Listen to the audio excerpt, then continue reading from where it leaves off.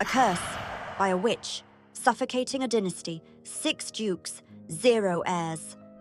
A 500-year-old dynasty was wiped off the face of Earth, childless.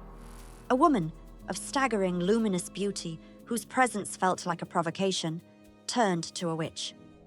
Was it a revenge, a vengeance, or karma, or a spell that worked so fine enough to be transferred to generations? In this witchcraft documentary, meet Sidonia von Borcke, who was able to cast the spell perfectly for the revenge of a deception. Sidonia also talked to her pet cat, Chim, and to the terrified women of convent. Chim was more than a pet, something demonic. Sidonia had the ability to talk with the spirits, and with the spirits, she did something sinister, something that strangled fertility of dukes, all with black magic. Even her execution was insufficient to break the spell. Even after more than a decade of her execution, every single member of House of Pomerania was followed by death. The year was 1637, and the air in the Duchy of Pomerania was as cold as a dead man's heart. The last of the Griffins, a dynasty that had ruled the Baltic coast for 5 centuries, lay on his deathbed. There were no heirs, no sons to carry the sword, no daughters to secure the alliances. As Duke Bogislaw XIV took his final rattling breath, the bells of Stettin didn't just toll for a man, they tolled for an entire bloodline. And in the hushed, terrified whispers of the peasants and the princes alike, only one name was blamed for this extinction: Sidonia von Borcke. They called her the Pomeranian Venus. In her youth, Sidonia was a woman of such staggering, luminous beauty that her presence felt like a provocation. Born into the high nobility, she was never meant to be a monster. She was meant to be a trophy. But beauty in the 17th century was a dangerous currency, and Sidonia was about to find out that when a woman's heart is broken by a throne, the throne itself can be reduced to ash. The catastrophe began in the court of Wolgast. Sidonia was a young noblewoman, vibrant and sharp-witted, when she caught the eye of Duke Ernest Louis of Pomerania, Wolgast. It wasn't a mere flirtation. It was a promise. The Duke promised her marriage, a union that would have made her a duchess and secured her place at the pinnacle of power. But the Griffin family looked at Sidonia and saw a threat. They saw a woman too bold, too beautiful, and not politically advantageous enough. Under pressure from his family, Ernest Louis broke the engagement. He married a princess from Brunswick instead, leaving Sidonia discarded, publicly humiliated, and simmering with a rage that would eventually consume the map of Europe.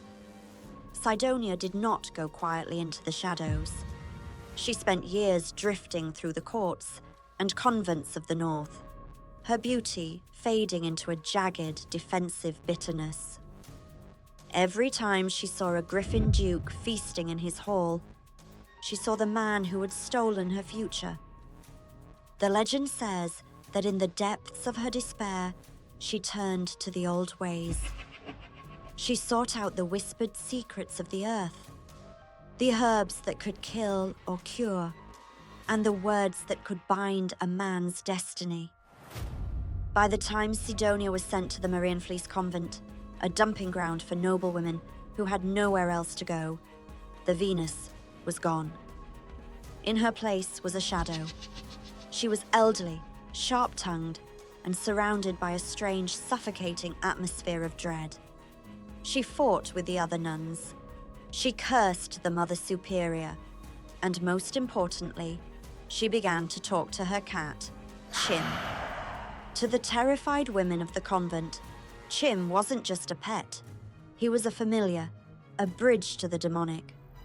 But while Sidonia bickered in the convent, something impossible was happening in the palaces. One by one, the Griffin Dukes were failing. It started with Ernest Lewis, the man who had betrayed her. He died young, then his brothers, then his cousins. A strange, unnatural sterility had settled over the House of Pomerania. 6 healthy, powerful dukes, all of them married, and not a single one could produce a living heir. The Great Sterility became a national panic. The doctors were baffled. The priests were silent. The only explanation the 17th century mind could grasp was supernatural. The accusations against Sidonia didn't start as a whisper.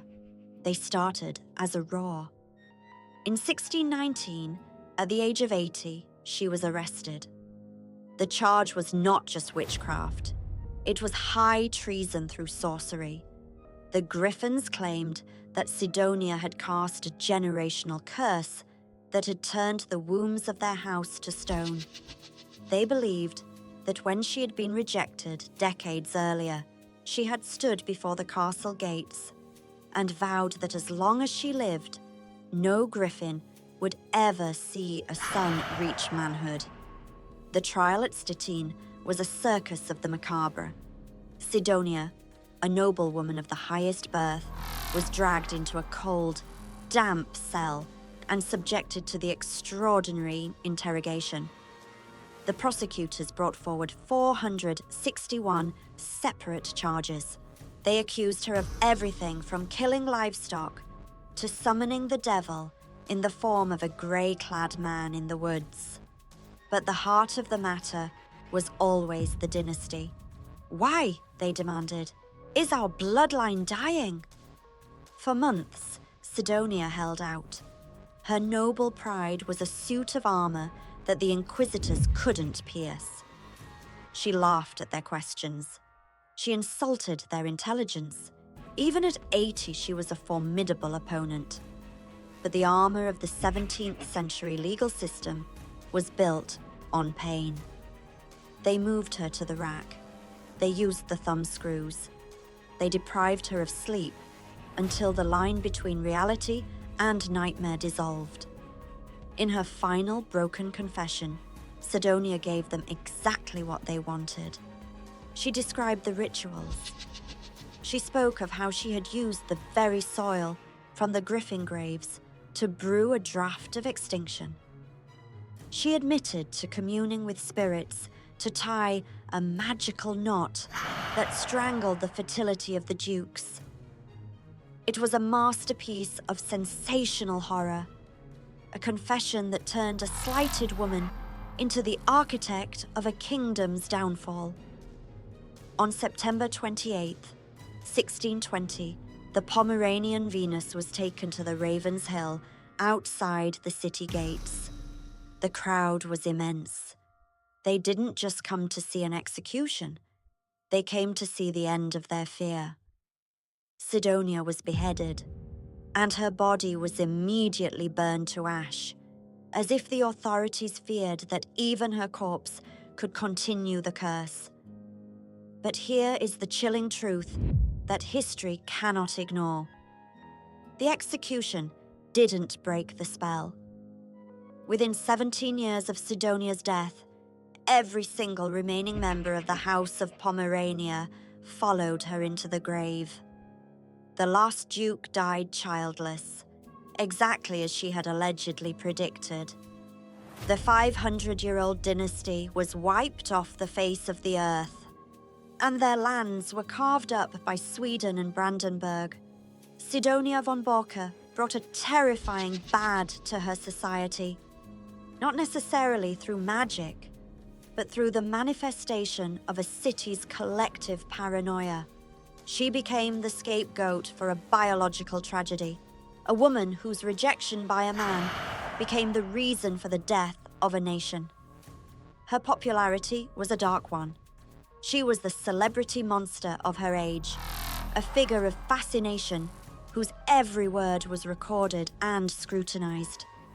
To this day, the story of the Griffin curse remains one of the most successful witchcraft interventions in history, not because it was real, but because it actually came true. the dynasty died. The Queen of the Shadows won. And the silence that followed the Griffin's end still echoes through the ruins of their Baltic castles.